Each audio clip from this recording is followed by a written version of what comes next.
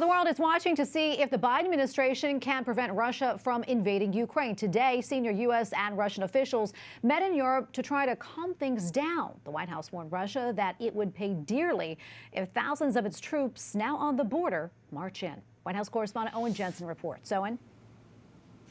Tracy, good evening to you. The good thing tonight is both sides are talking, right?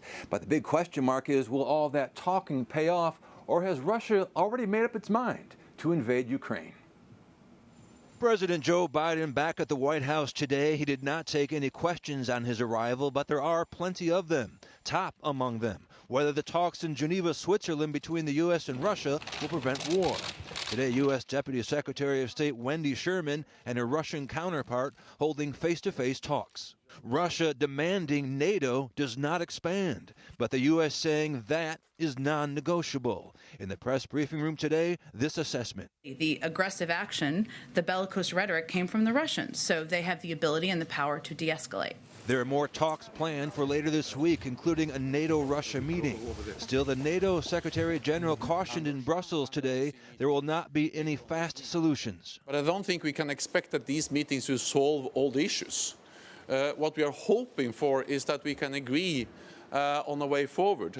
Meanwhile, the battle against COVID-19 rages on. Kids caught in the middle. In Chicago, another day of no school, the fourth day in a row. The dispute over pandemic protocols. In Indianapolis, the superintendent of schools there says kids at their desks is the best way to learn.